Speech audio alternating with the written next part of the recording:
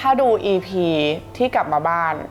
ดูปกติเฮฮาปาจิงโกะแต่จริงๆอะแอบไปร้องไห้ในห้องน้ำรู้สึกว่าเบนมองเบนอย่างเงี้ยแล้วแบบเบนคือแบบใครก็ไม่รู้อะเราไม่เคยรู้สึกว่าเราแบบ I don't feel like myself รู้สึกคำนี้เลยเราไม่เคยมีสิ่งมีชีวิตออกมาแล้วแบบมีความรักให้เขาคืออยากให้เขาโตไวๆเพราะแบบเราอยากพาเขาไปหลายๆที่เราอยากพาเขาไปทำนู่นนี่แต่เราก็ไม่อยากให้เขาโตอะไรอย่างเงี้ยแล้วมันแบบอยากแบบอยู่อย่างเงี้ยร้องไห้ EP นี้นะคะกับยังไงแม่ก็จะมาอัปเดตกันว่าชีวิตหลังมีลูกหลังคลอดเป็นยังไงบ้างก็คือตอนนี้ชีวิตจริง real life มันเป็นยังไงบ้างคือตอนนี้ก็น้องครบ3 อาทิตย์แล้วเกือบ1 เดือนแล้วน้องแข็งแรงมากก็คือกินฉ่ำนมก็ผลิตแบบว่ามีสต็อกแล้วมีสต็อกแล้วนมใหญ่มากอย่ามองนะเขินแต่วันนี้ที่เราจะมาอัปเดตก็คือเรื่อง Baby Blue คือเราอะทำยังไงแม่มาเราไปปรึกษาเพื่อนกันเยอะมากพี่ๆเยอะหลายๆคนเยอะมากเรื่องนี้แล้วเราอะค่อนข้างชัวร์ว่าเราแม่งเคยเป็น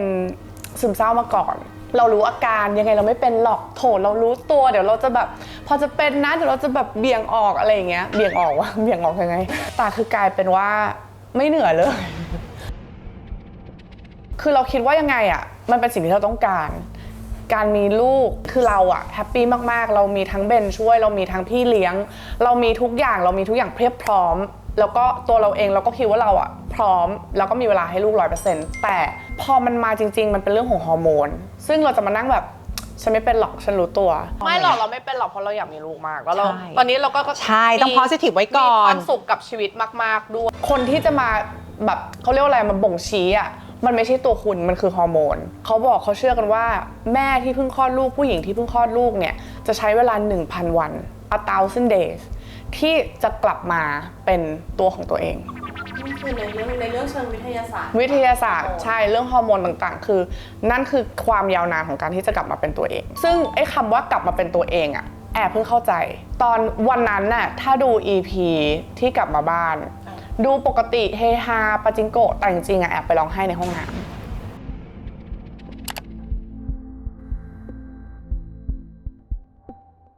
ช่วงเย็นอะเริ่มแบบครึมเนี่ยครึมพอดีอากาศอย่างเงี้ยทีมงานอยู่มันก็ยังมีแบบทำนู่นทำนี่ใช่ป่ะ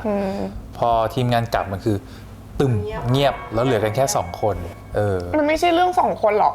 ไม่แต่มันคือแบบบรรยากาศไงคือแบบมันไม่ได้มีเรื่องมันไม่ได้มี distraction อะคือจำได้ว่าร้องครั้งแรกอะเอาทิชชู่มาด้วยนู่นจำได้ว่านู่นเราชี้ให้ดูแล้วคลินิกเขาได้นะคะ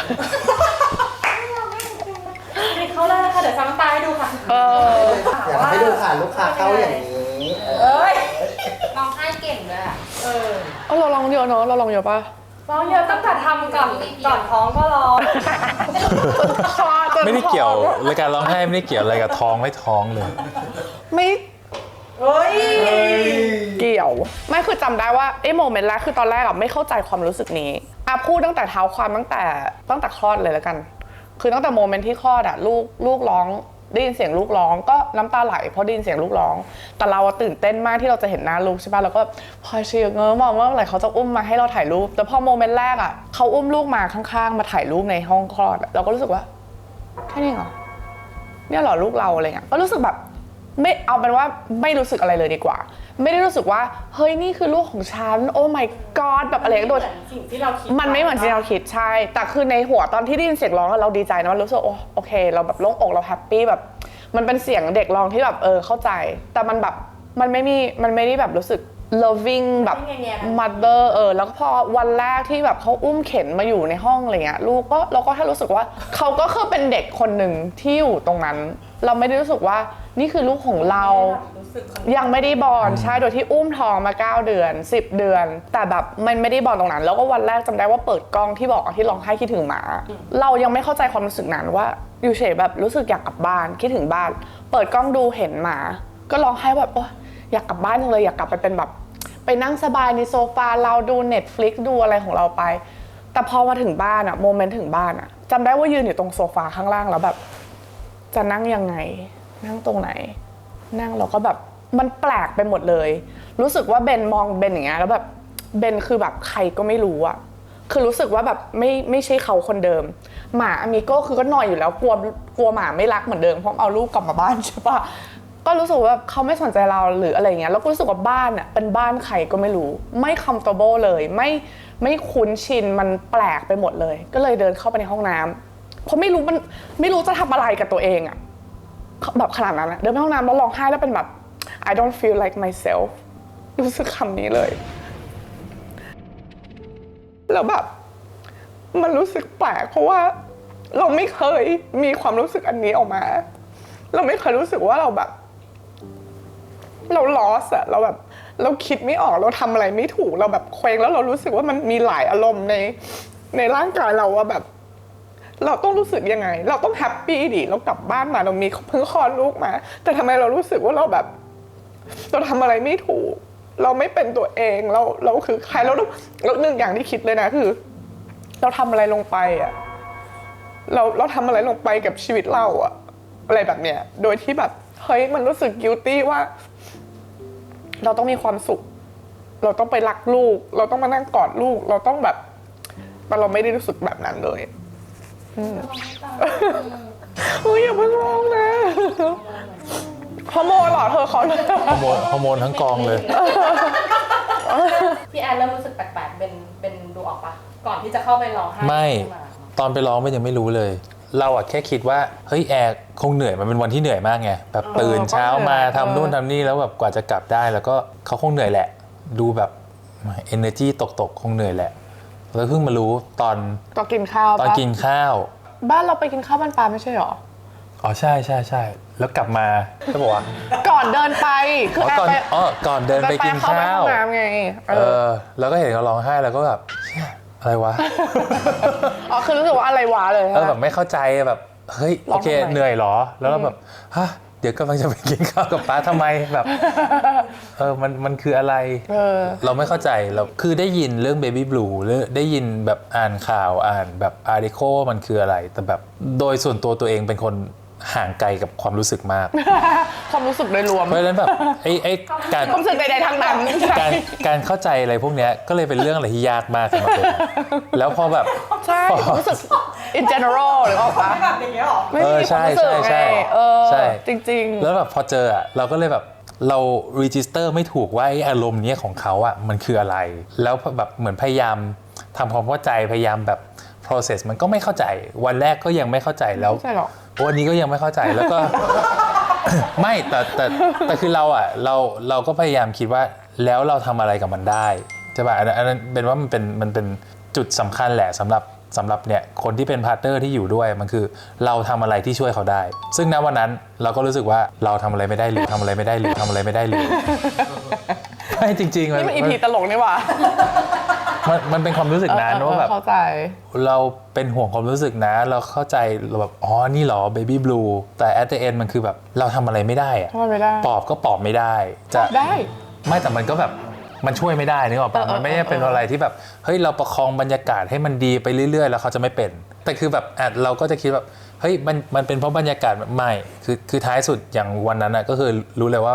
มันไม่เกี่ยวกับบรรยากาศไม่เกี่ยวอยู่ดีพอมันก็มาตอนคือเหมือนที่เราไปคุยกับคนมาเยอะๆที่เขามาเล่าให้ฟังแบบฉันอุ้มลูกร้องไห้2 อาทิตย์เลยโหตอนนั้นแม่งโหดมากบลาบลาคือมันเป็นอารมณ์ที่เขาเล่าให้เราฟังอ่ะคือเขาผ่านมาแล้วไงทุกคนที่เล่าให้เราฟังอ่ะเขาเล่าเป็นเรื่องตลกหมด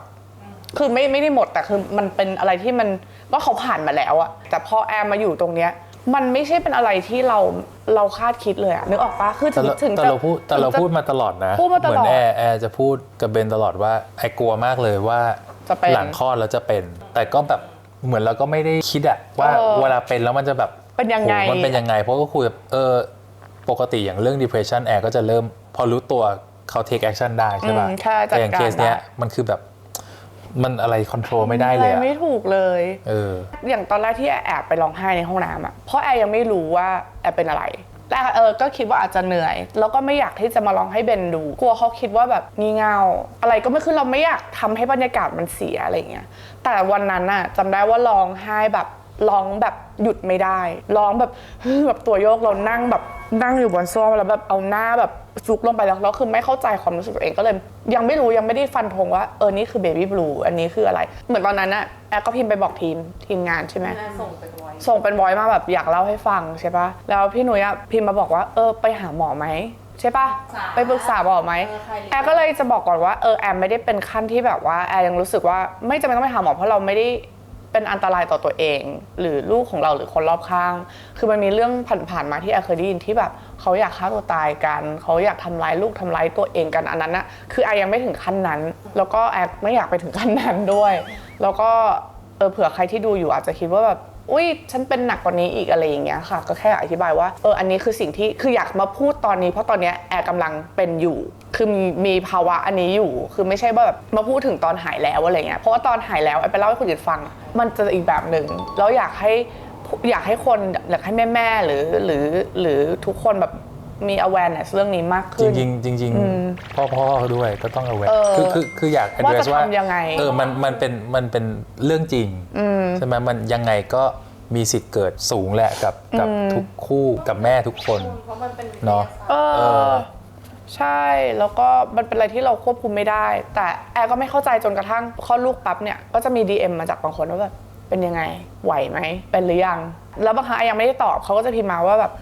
อย่าลืมนะว่าความรู้สึกของเราทุกอันอ่ะมัน valid นะอย่าคิดว่าตัวเองไร้ค่าอย่าคิดว่าตัวเองทำไม่ดีตัวเองทำดีที่สุดแล้วเก่งมากแค่นี้เลยร้องไห้เลยแปลว่าเหมือนเขารู้ว่ามันต้องเป็น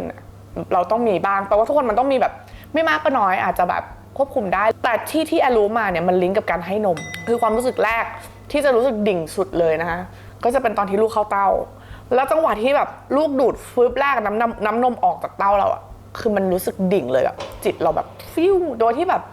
เรามีความสุขมากเลยนะเรากำลังอุ้มลูกกอดลูกแบบได้มองได้ดมกลิ่นเขาได้มองหน้าเขาแบบน่ารักอย่างเงี้ยแต่มันเป็นความรู้สึกที่แบบโคตรแซดเลยอะรู้สึกแสนมากมันแบบวิวเคยรู้สึกคิดถึงบ้านปะเคยไปอย่างเราคิดถึงบ้านคิดถึงพ่อคิดถึงแม่คิดถึงแบบมันวิวอย่างนั้นอะใจวิวแบบวิวแล้วก็แปลกๆ วิว บ้านหลงเลย เสียงหลง วิว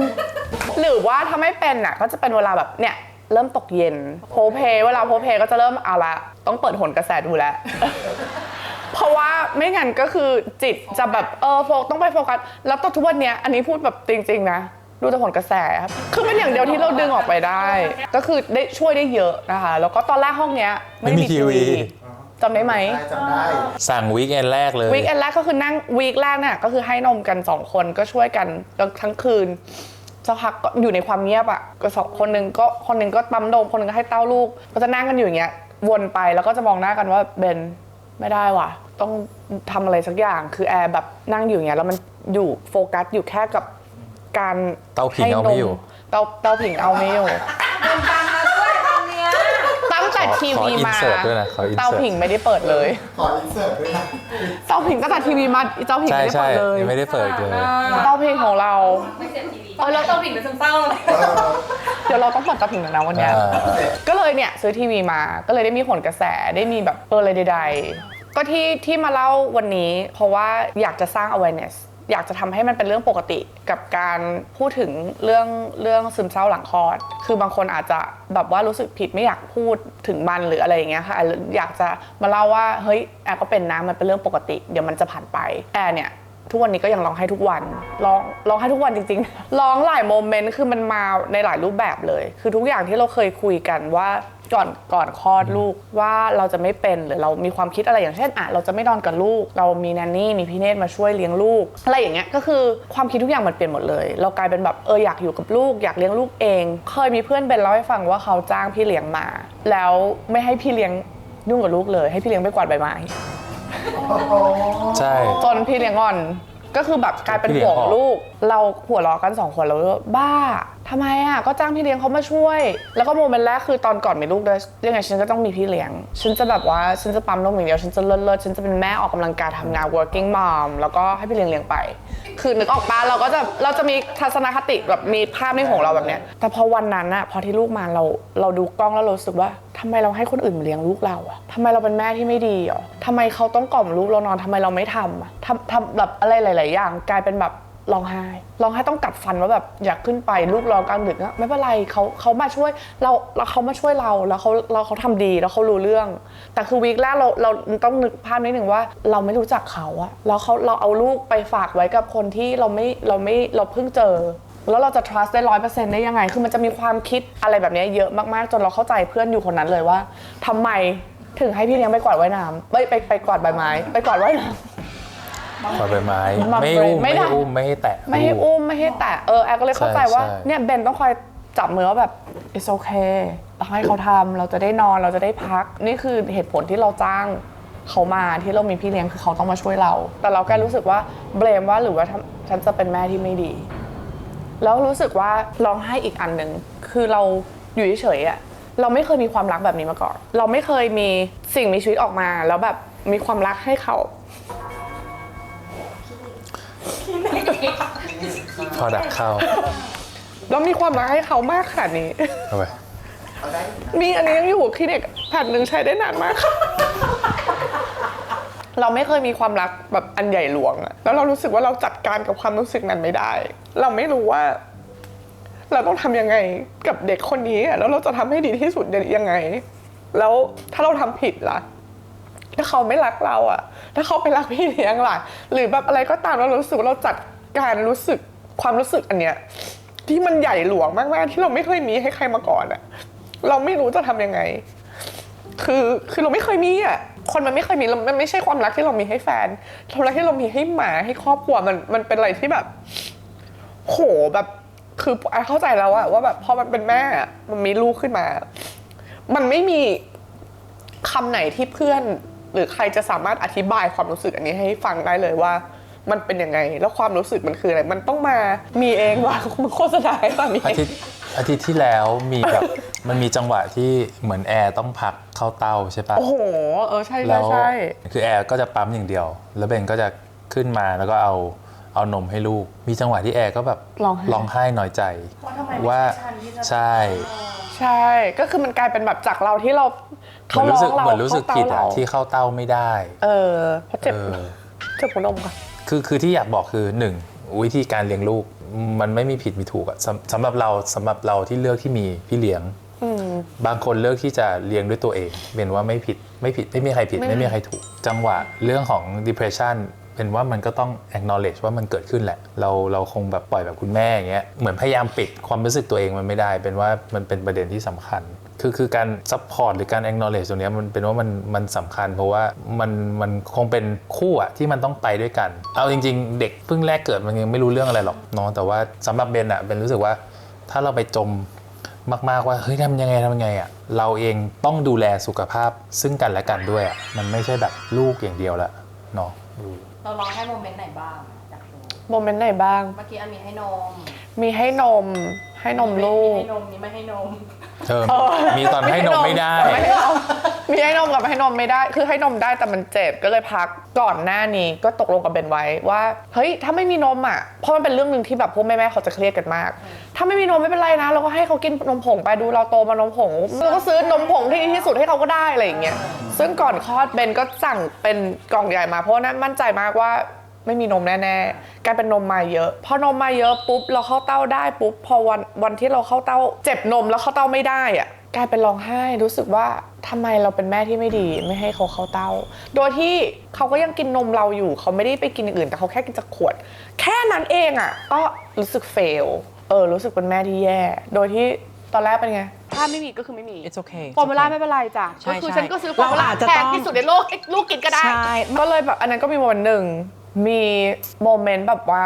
อุ้มลูกแล้วก็กล่อมแบบให้เขานอนอ่ะเป็นโมเมนต์ที่รู้สึกว่าแฮปปี้มากร้องไห้ไม่ใช่ว่าลูกไม่นอนหรืออะไรก็แค่รู้สึกว่ามันเป็นโมเมนต์ที่แบบเราไม่อยากให้มันผ่านไปคือเราอยากอยู่อย่างเงี้ยนานๆรอบสามแต่เราแต่ราคาทิชชู่รอลูกค้าซื้อแต่ในใจอ่ะคืออยากให้เขาโตไวๆเพราะแบบเราอยากพาเขาไปหลายๆที่เราอยากพาเขาไปทำนู่นนี่แต่เราก็ไม่อยากให้เขาโตอะไรอย่างเงี้ยแล้วมันแบบอยากแบบอยู่อย่างเงี้ยร้องไห้กูจะบ้าหนักสุดอะไม่ไหวอะว่ามันน่าจะเป็นช็อตแรกที่รู้สึกว่ารู้แบบ ไม่รู้ว่าเหมือนที่บอกว่า lose identity ของตัวเอง วันแรกที่กลับบ้านวันแรกที่แบบว่าอันนั้นคือหนักสุดเพราะร้องไห้ตัวโยกเลยแล้วก็หยุดร้องไม่ได้ คือตอนเนี้ยมันเริ่มเข้าที่เข้าทางมากขึ้นแล้วแต่วันแรกรู้สึกว่าอันนี้พูดแบบไม่ดราม่าเนอะมันเป็นความรู้สึกที่เกิดขึ้นได้ เพราะว่าแอบไปดูใน IG คนเขาก็มีความรู้สึกนี้กันก็คือทำอะไรลงไปทำไมฉันมีชีวิตที่ดีอยู่แล้วทำไมฉันต้องมาเหนื่อยเปลี่ยนชีวิตตัวเองทำไมนึกออกปะคือทำอะไรลงไปอะไรเงี้ยมันน่าจะเป็น ร้องนานแค่ไหนวะ คุยอันนั้นคือหยุดร้องไม่ได้ไปกินข้าวยังร้องอยู่เลยมั้ง อันที่ดูง่ายไงร้องไห้แล้วแบบตาแดง แบบหน้าแดงเหมือนเดินผ่านพ่อเห็น แล้วพ่อถามเป็นไร เป็นก็แบบไม่รู้ วันแรกอ่ะไม่รู้ แล้วจะบอกให้ว่าที่เขาเตือนว่าแบบตอนท้องง่ายสุดอะจริง ท้องนี่โคตรจอย ตอนท้องคือจอยมากใช่แล้วก็มีความสุขมากแต่คือพูดถึงทั้งหมดทั้งมวลเนี้ยที่เล่ามาทั้งหมดอะคือมีความสุขมากๆนะคือมีความสุขแบบสุดๆเลยที่คนเขาเตือนว่าแบบอุ้ยเดี๋ยวมีลูกแล้วเดี๋ยวเหนื่อยเดี๋ยวไม่ได้นอนอะไรเงี้ยเรื่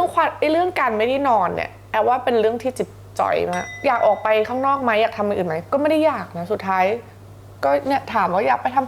หาเพื่อนบ้างไหมอยากไปกินข้าวกับเพื่อนบ้างไหมบอกนะอะไรเงี้ยไปได้เลยแต่เราก็แบบเราก็ไม่ได้อยากไปอะเราก็อยากทำอยู่อย่างเงี้ยเราก็อยากอยู่กับลูกอย่างเงี้ยแหละคือเดี๋ยว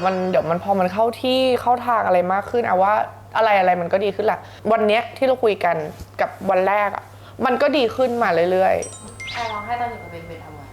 ช่วงอาทิตย์แรกทำตัวไม่ถูกไงเราไม่รู้จะไปปลอบยังไง บอกว่ามันจะดีขึ้นหรอเราไม่รู้มันคืออะไรที่อยู่ในเนี้ย เราก็แบบได้ช่วงแรกก็แบบได้แค่อยู่ข้างๆสั่งทีวีเลยวีคแรกสั่งทีวีช่วงแรกยังไม่มีทีวีก็พยายามเปิดเหมือนคลิปดูนู่นดูนี่ให้แบบมันดิสแทรกเรารู้สึกว่าเราทำเพราะเราก็ปลอบได้แค่เนี้ยแล้วก็พยายามหาแบบอะไร distraction อะ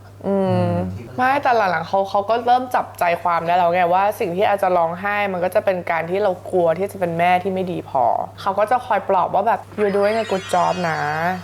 you เก่งมาก you เหนื่อยมาก you ทำดีที่สุดแล้วแบบ it's okay นะให้พี่เนธทำนะอะไรอย่างเงี้ยเราช่วงแรกอะพอมีทีวีหรือเปิด The Voice โอ้ดิ่งเลย เพลงเศร้าเพลงประกวดแบบเพลงเศร้าเพลงอิโมชันอลเราก็แบบชิบหายแล้ว avoid รายการร้องเพลงใดๆอันนี้เตือนคุณพ่อทั้งหลาย อะไรที่มันเศร้า เป็นแบบว่าเป็นมีคำแนะนำอะไรสำหรับคนที่ต้องอยู่กับแม่ที่เป็นภาวะซึมเศร้าหลังคลอดซื้อทีวี ไม่แบบหา distraction อะไม่ว่าอะไรจะเป็นทีวีหรือจะเป็นให้เพราะมันคือเราจะต้องจดจ่ออยู่กับไอ้ activity อย่างที่บอกให้นมเงี้ยมันคือทุก3ชั่วโมง24ชั่วโมงวันหนึ่ง8ครั้งเงี้ยหาอะไรที่เป็น distraction ให้ได้ใช่ไหมแล้วก็เรียกว่ายอมรับว่ามันเป็นอย่าไปโกรธเขานะอย่าไปคิดว่าเขาไม่ได้โกรธอย่าคิดว่างี่เง่าอะไรเงี้ยแล้วก็พยายามจับจุดให้ถูกแหละมันไม่รู้หรอกบางครั้งแบบไอ้เราก็ลืมนึกอ้าวรายการเพลงสนุกร้องไห้ได้คุยกับเพื่อนๆบ้างไหมคะคุยคือมีนัดมาที่บ้านมันก่อนแล้วแบบนัดก็ส่งเมสเซจมานัดก็บอกว่าตอนเขาเป็นอ่ะเขาต้องการวอนทุกคนเลยเพราะเขาเป็นหนักมากแล้วไม่มีใครวอนเขาแล้วเขาก็ส่งมาแล้วว่าแบบเขาโทรปลอบเพราะเขาลูก2นะเขาบอกว่าเนี่ยมันจะเป็นความรู้สึกห่วงลูกที่มันจะมีตลอดไปแต่แบบถ้ามีอะไรก็โทรมานะแบบมันกำลังใจแบบเดี๋ยวมันจะดีขึ้นแนนทุกคนเดี๋ยวมันจะดีขึ้นหมดพี่โพดก็วันที่เบนกลับไปทำพี่โพดก็มาซื้อกับข้าวมานั่งกินมานั่งเป็นเพื่อนมาเล่นตลกมานั่งพูดคือเป็นว่าแบบมา7 ชั่วโมงพูดสิ่งที่แบบเราทำได้หรือแบบเพื่อนที่ทำได้คือมาอยู่ด้วยเป็น distraction ให้เขาได้สำคัญเลยคือส่งมาให้กำลังใจว่าแบบเดี๋ยวมันจะดีขึ้นนะแบบ you okay you doing a good job แบบอะไรเงี้ยคือก็จะมีคนส่งมาให้เรื่อยๆคาร่าก็โทรไปร้องไห้คาร่าบอกว่านี่กูยิ้มอยู่นะเนี่ยทำไมมึงสะใจหรอกไม่ใช่เพราะความรู้สึกที่แอบพูดออกมาที่มีที่บอกมันอะคือความรู้สึกของความที่อยากเป็นแม่ที่ดีคือมันเป็นสิ่งที่ดีแล้วมันก็เหมือนมันยังจำมันก็คุยหัวเราะกับมันว่ามันท้องลูกมัน5 ขวบแล้วใช่ไหมแล้วตอนนั้น5 ขวบฉันยังซ่าอยู่ไงจำได้ไหมตอนที่กูเล่าให้มึงฟังตอนนั้นไงตอนนี้ เข้าใจแล้วใช่ไหมว่ามันจะเป็นความรู้สึกที่อธิบายยังไงก็ไม่รู้หรอกต้องมาเจอเองเลยแต่เขายิ้มเพราะแบบไม่ห่วงเลยเขาพูดอย่างเงี้ยบอกว่าไม่ห่วงมึงเลยแบบทำได้ดีอยู่แล้วเป็นแม่ที่ดีอยู่แล้วอะไรเงี้ยมันก็ทำให้เราใจฟูไงกับคนที่แบบคาร่าเลี้ยงเองด้วยเลี้ยงคนเดียวด้วยสุดๆเราก็เลยรู้สึกว่าเฮ้ยเราจะไม่เคยจัดแม่ที่ไหนอีกแล้วโคตรเก่งเราโคตร respect โคตร respect เลยแบบแม่ทุกคนแล้วก็ especially แม่ที่คนที่ไม่มีคนช่วยหรือว่าเลี้ยงเองหรือว่าไม่มีพี่เลี้ยงนี่คือแบบสุดยอด จริงๆให้คะแนนคุณพ่อหน่อยใน1 เดือน เธอพูดตรงว่าอะไรนะ ไม่รู้ จะบอกว่าคือไม่เคยเห็นแบบไม่เคยคิดแล้วฝันว่าเบนจะเป็นคุณพ่อที่แบบเขาเรียกว่าอะไรhands on คือนางทำเองทุกอย่างนะเก่งมากแล้วก็คือหลงลูกสุดๆห่วงลูกสุดๆแล้วก็ภูมิใจมากที่ดีใจแล้วภูมิใจมากที่ได้สามีที่แบบว่า pay attention ขนาดนี้คือตอนนี้จากมีมที่ส่งมีมกันใน IG ในแชทนางจะส่งคลิปว่าจับลูกเลยยังไง ป้อนนมลูกท่าไหนใช่ป้อนนมลูกท่าไหนลูกจะไม่มี เพราะมันเป็นหน้าที่เราในการจับเลยใช่คือนางจะมีแบบอันนี้ตลอดแล้วก็นางก็จะส่งว่าระหว่างให้นมลูกเวลาลูกตื่นเล่นอะไรกับลูกได้บ้างคืออะไรคือจะเป็นแบบคอยสตัดดี้ตลอดเวลาแล้วเขาเป็นคนที่เหมือนกลางคืนเขาไม่ต้องมาช่วยเราก็ได้เขาไม่ต้องขึ้นมาให้นมลูกก็ได้หรือว่าทุกเวลาที่เราเข้าเต้าแล้วมันต้องป้อนนมขวดต่อเราทำเองก็ได้ไงเพราะเรายังไงต้องตื่นมาปั๊มนมเขาก็อยากจะตื่นมากับเราตลอดถึงแม้ว่าจะแบบไม่ได้นอนขึ้นไปเลยเหรออย่างไม่คือทำอยู่ด้วยทุกสเต็ปตลอดแล้วก็เดี๋ยวนี้คือไม่ต้องส่งหาเลยว่ากลับบ้านกี่โมงคืออยู่เฉยๆปุ๊บเปิดประตูเข้ามาแล้วจ้าแล้วก็จ้าที่ออฟฟิศอาจจะไม่ภูมิใจเท่าไหร่แต่ภรรยาภูมิใจภูมิใจมากแล้วก็แบบเขาจะมีโมเมนต์ของเขาแล้วเขาก็จะหาท่าจับน้องเลยถึงบางครั้งจะขยับน้องเร็วไปนิดนึงนะคะ แต่ก็จะมีท่าแล้วเขาจะแบบมีโมเมนต์ของเขาตลอดซึ่งน่ารักมากเรารู้สึกว่าโชคดีมากๆให้คะแนนพ่อ20 เต็ม 10เลยอภิชาติหัวไปเลยอภิชาติหัวถ้าใครนะคะอยากเห็นโมเมนต์ของเบนกับลูกนะคะเดี๋ยวจะถ่ายให้ดูไม่ต้องเห็นหรอกโมเมนต์แม่กับลูกเพราะเบนไม่เคยถ่ายให้เลยบีฟไว้ก่อนหน้านี้แล้วติดนมตลอดเลยไม่ถ่ายเลยบีฟไว้ก่อนว่าแบบติดนมเขาเต้าติดนมยูพอคลอดลูกมาตอนเลี้ยงลูกแบบถ่ายไว้หน่อยนะแบบสแนปไงสแนปหน่อยแบบโมเมนต์น่าจะได้เก็บไว้ดูไงอย่างนี้ถ่ายรูปไม่เก่งต้องเก่งหรือเปล่าไม่แต่มันเข้าเต้าไงมันก็ติดนมเข้าใจได้ใช่แต่ก็แบบก็บอกก็หันอย่างนี้ก็ได้ห่วงเฉยวันนี้ก็เลยอยากจะมาแชร์นะคะประสบการณ์ได้เนี่ยอันนี้ตลกแล้วเนี่ยเขาตลกแล้วเนี่ยเครียดทั้งรายการเลยมันตลกตรงนี้แล้ววันนี้ก็เลยจะมาแชร์ประสบการณ์ของตัวเองนะกับการเจอเบบี้โอ้ยนี่เหมือนอีพีแรกเหมือนกันนะเอาเบนพูดก่อนไหมไม่เอาใหม่เราทำได้ใช่ไหมพูดเข้าให้เลยก็วันนี้ที่ตกลงกันว่าแบบอยากทำEP เนี้ยเพราะว่าคิดว่ามันเป็นเรื่องที่เราเหมือนได้ยินมาแล้วอยากให้มันมี awareness แหละไม่มากก็น้อยไม่รู้ว่าคนจะดูเอพิโซดนี้แล้วได้ดูกี่คนได้พูดถึงแต่อย่างน้อยอยากได้แชร์ประสบการณ์ว่าอย่างน้อยจากที่เราเจอเราเจอเป็นอย่างเงี้ยเลยอยากให้มันมีประโยชน์กับแม่คุณแม่หรือคุณแม่คนที่กำลังจะเป็นแม่รวมทั้งคนรอบด้านคุณแม่ด้วยก็เป็นกำลังใจให้แม่ๆทุกคนที่เผชิญกับภาวะซึมเศร้าหลังคลอดหรือเบบี้บลูอยู่นะคะคุณไม่ได้อยู่คนเดียวสำหรับใครที่รู้สึกว่าเริ่มเป็นหรือต้องการความช่วยเหลือหรืออะไรลองสังเกตตัวเองดูแล้วก็ลองปรึกษา